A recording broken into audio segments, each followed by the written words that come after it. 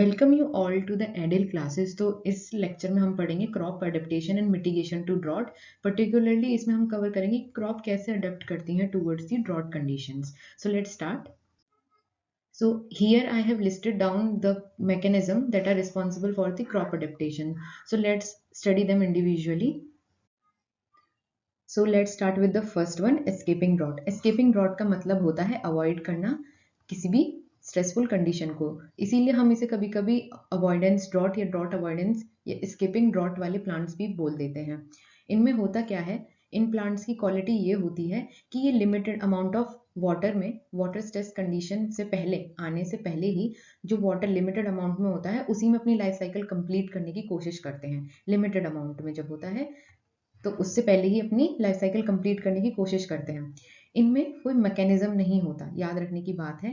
हम कभी समझ लें कि इनके पास कोई मैकेनिज्म है ड्रॉट को फाइट करने का, नहीं, ये एस्केप करते हैं। मतलब इन्हें पता है आगे स्ट्रेसफुल कंडीशन आने वाली है तो उससे बच जाते हैं, पहले ही अपना पूरा काम कर लेते हैं ग्रोथ एंड डेवलपमेंट का। इन प्लांट्स में जो है हमारा एग्जाम्पल अगर मैं दूं, सपोज करो मैंने कोई वेराइटी लगाई अर्ली विंटर्स में या फॉल में, ठीक है, अर्ली विंटर्स में, तो इसमें क्या होगा, तब हमारे पास सॉइल के अंदर मॉइस्चर स्ट्रेस कंडीशन ऑप्टिमम होती है, राइट। सॉइल में हमारा वाटर जो है ऑप्टिमम कंडीशन में रहता है, तो यहाँ पर जो प्लांट है अपनी लाइफ साइकिल को पूरा कर लेता है up to the reproductive stage. और यहाँ पर सीड जो है बहुत ज़्यादा अमाउंट में बनाए जाते हैं, याद रखने की चीज़ है, सीड जो है बहुत ज़्यादा अमाउंट में बनाए जाते हैं। अब ये क्यों होते हैं, ताकि ये डोरमेंट स्टेज में चले जाएं, डोरमेंसी में चले जाएं। क्यों, ताकि ये अगले सीजन में जो कि अगला विंटर या अर्ली विंटर होंगे उनमें जाके जर्मिनेट कर पाए। ठीक है, तो यहाँ पे ये इनके पास मैकेनिज्म, मतलब ये स्किप करते हैं ड्रॉट को। तो ये अपना जितने अमाउंट में इनके पास हमारा सॉइल में जितना भी हमारे पास वाटर होगा उसको पूरा कंज्यूम करने की कोशिश करेंगे, अपनी लाइफ साइकिल को पूरा करेंगे। See in the first statement it is already written कि अपना growth and reproduction within the limited amount of rainfall में कंप्लीट करने की कोशिश करते हैं अपनी लाइफ साइकिल को। दूसरे में लिखा हुआ है कि सॉइल ड्राई अप होने से पहले ही ये लाइफ साइकिल को कंप्लीट कर लेते हैं, जर्मिनेट कर जाते हैं। ठीक है, और तीसरे में लिखा है वही पॉइंट कि इनके पास कोई स्पेसिफिक मैकेनिज्म नहीं है सॉइल स्ट्रेस कंडीशन को ओवरकम करने के लिए, बस टाइमिंग के ऊपर इनका पूरा मैकेनिज्म डिपेंड रहता है। So now let's start with the next one. So the next one is drought resistance. Drought resistance का मतलब ये है, ये वही हमारी क्रॉप वेराइटीज होती हैं जो टॉलरेट कर पाती हैं वाटर स्ट्रेस कंडीशन को। इनके पास मैकेनिज्म होता है कि ये वाटर स्ट्रेस कंडीशन में भी सर्वाइव कर जाए, nothing more in this. Okay, crop variety जो कि मॉइस्चर स्ट्रेस कंडीशन में सर्वाइव कर जाए। Let's start with the next one. Now here comes the next one, stress avoidance. यहाँ पर जो है ये हमारा साउंड कर रहा है similar to the escaping drought, क्योंकि मैंने वहाँ पे भी बताया था कि वो ड्रॉट अवॉइडेंस की कैटेगरी में उसे ऐड किया जाता है, लेकिन उसे हम जस्ट बोलते हैं। ये एक अलग ही कैटेगरी है हमारी स्ट्रेस अवॉइडेंस की। इसमें क्या है, हमारे प्लांट के पास जो भी वाटर अवेलेबल है उसे वो कैसे यूज करे अंडर द ड्रॉट कंडीशन कि वो अवॉइड कर पाए डेट्रीमेंटल कंडीशंस को, जो उसके पास प्रॉब्लम्स आएंगी या इफेक्ट्स आएंगे उस स्ट्रेस की वजह से, उनको कैसे अवॉइड कर पाए। तो इधर मेन काम होता है स्ट्रेस अवॉइडेंस का कि ऐसे फेवरेबल वाटर बैलेंस को मेंटेन करके रखना, टर्जिडिटी को मेंटेन करके रखना। टर्जिडिटी क्या करेगी हेल्प में, जब सॉइल मॉइस्चर स्ट्रेस कंडीशन आती है तो सेल जो है हमारा कोलैप्स करने की कोशिश करता है, हो जाता है, कोशिश नहीं करता। तो वहां पर ड्रॉट कंडीशन में इसको अवॉइड करने के लिए यहाँ पर डेट्रीमेंटल इफेक्ट्स यही हैं कि कोलैप्स हो जाता है प्लांट, ग्रोथ एंड डेवलपमेंट नहीं हो पाएगा। तो उसको अवॉइड करने के लिए स्ट्रेस अवॉइडेंस हमारी प्रैक्टिस को यूज किया जाता है प्लांट के द्वारा। इसमें दो कैटेगरीज हैं कैसे हम लोग अवॉइड कर सकते हैं, कैसे हम वाटर बैलेंस करेंगे।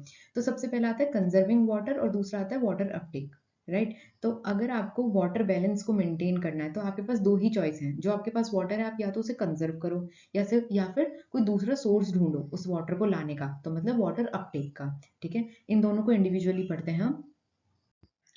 So first start with conserving water. Conserving water same जो हम लोगों ने अडेप्टेशन पढ़े थे कि क्या क्या इफेक्ट्स होते हैं ड्रॉट के प्लांट्स पे, तो उसमें भी हम लोगों ने पढ़ा था कि जो फोटोसिंथेसिस में इन पर्टिकुलर, कि यहाँ पर जो है हमारा प्लांट्स में जो लीफ में स्टोमेटा होती हैं, स्टोमेटा जो होती हैं वो क्लोज हो जाती हैं, राइट। तो वो क्लोज होने की वजह से क्या होता है, ट्रांसपिरेशन नहीं हो पाता, ट्रांसपिरेशन हमारा नहीं हो पाता, क्योंकि ट्रांसपिरेशन तो तभी होगा जब ओपनिंग ऑफ स्टोमेटा होगी। तो यहाँ पर जो है स्टोमेटा क्लोज है। अब क्लोज क्यों हुई थी, पर्टिकुलरली अगर पीजीआर में बताया जाए तो एबीए का अमाउंट ज्यादा हो गया था, जिसकी वजह से क्लोजिंग ऑफ स्टोमेटा हो जाती है अंडर द स्ट्रेसफुल कंडीशन।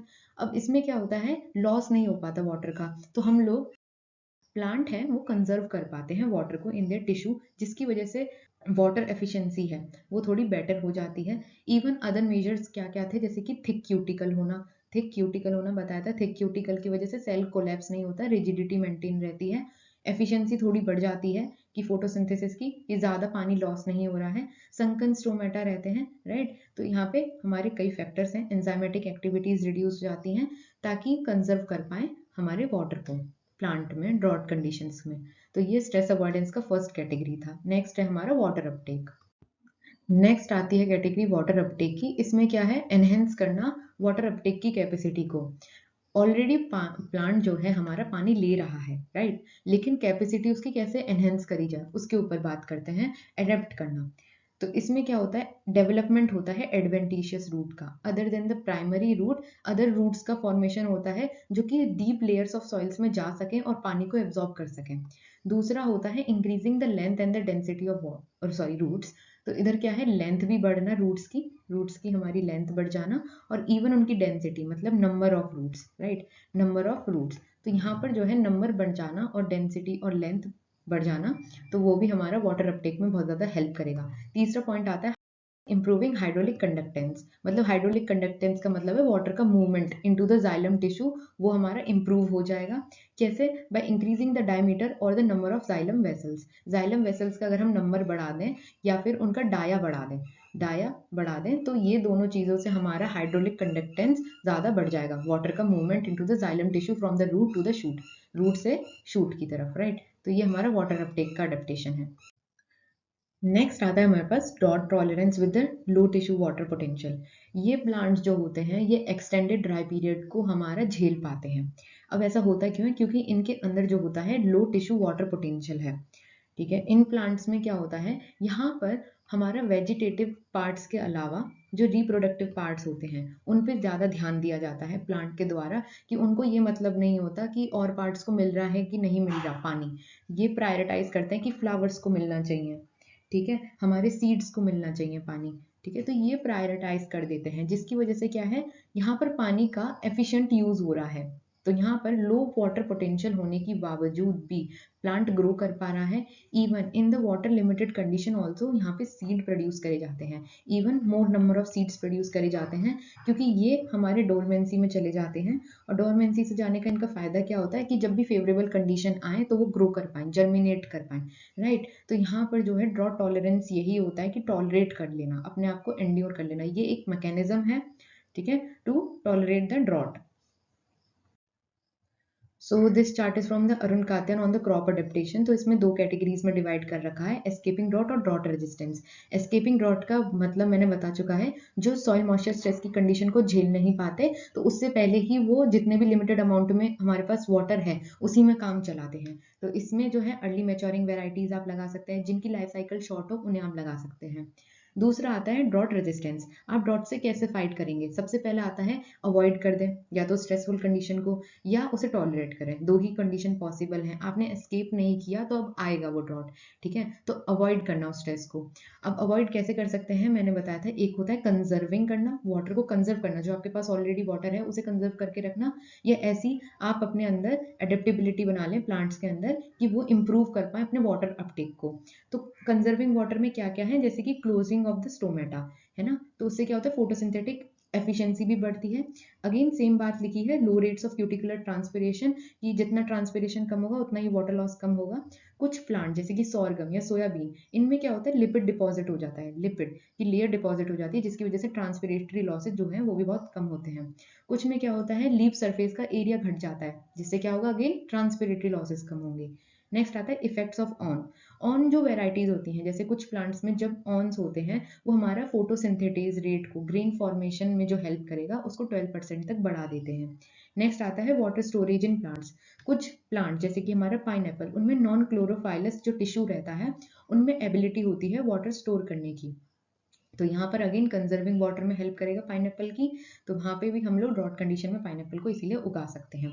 अगला आता है वाटर अपटेक की एफिशिएंसी बढ़ाना। वाटर अपटेक की अगेन रूट सिस्टम को बढ़ा दो, high root to the top ratio, increasing the water osmotic plant osmotic potential, water की अवेलेबिलिटी मतलब वाटर अपटेक की अवेलेबिलिटी बढ़ाना, तो वो ऑस्मोटिक पोटेंशियल से ही बढ़ेगी। नेक्स्ट कैटेगरी आती है हमारी टॉलरेटिंग स्ट्रेस। टॉलरेटिंग स्ट्रेस में आप कैसे टॉलरेट करेंगे? सबसे पहला आता है मिटिगेटिंग द स्ट्रेस, मतलब मैंने बताया था एक अभी जो हम लोगों ने जस्ट पढ़ा है कि हाई टिश्यू वाटर पोटेंशियल जो होता है वो हम लोग मेंटेन कर सकते हैं, लो वाटर टिश्यू पोटेंशियल जो है वो मेंटेन कर सकते हैं, जैसे कि resistance to dehydration, prevention of the cell collapse, जब टर्जिडिटी होगी हमारी सेल के अंदर, थिक क्यूटिकल होगा तो वो सेल कोलैप्स होने से हमारा बच जाएगा, तो ये मिटिगेट मतलब बचना। तीसरा आता है maintaining the higher osmotic pressure by हमारा एक्यूमुलेशन ऑफ द सॉल्यूट। अब ऑस्मोटिक प्रेशर कब बिल्ड होता है? It is due to the number of solutes in the solution, तो सोल्यूट की वजह से हमारा ऑस्मोटिक प्रेशर बढ़ता है। अब ये क्यों है कि हमारा सोल्यूट का कंसंट्रेशन बढ़ जाए? बेसिकली अगर सोल्यूट का कंसंट्रेशन ज़्यादा रहेगा तो पानी का लॉस नहीं होगा, क्योंकि हमें पता है water moves from high to the low. अब अगर यहाँ पर कम है तो पानी बाहर से अंदर ज़रूर आ सकता है, वो फेवरेबल है प्लांट के लिए, लेकिन अंदर से बाहर जाना बहुत ही अनफेवरेबल है, मिटिगेट नहीं होगा, मतलब टॉलरेट नहीं कर पाएगा ऐसे तो। अगला आता है high degree of resistance. Tolerance हमारा डिग्री ऑफ रेजिस्टेंस, यही मतलब है कि टॉलरेंट करना, कोई स्ट्रेन हो जो उसको हेल्प करे, जैसे कि metabolic strain, plastic strain, just नाम याद रखो और कुछ नहीं है। So this is all for the today's lecture. हम लोगों ने इसमें क्रॉप अडेप्टेशन पढ़ा, अगले में हम पढ़ेंगे मिटिगेशन स्ट्रेटेजीज क्या है ड्रॉट के लिए, ड्राई एरियाज के लिए।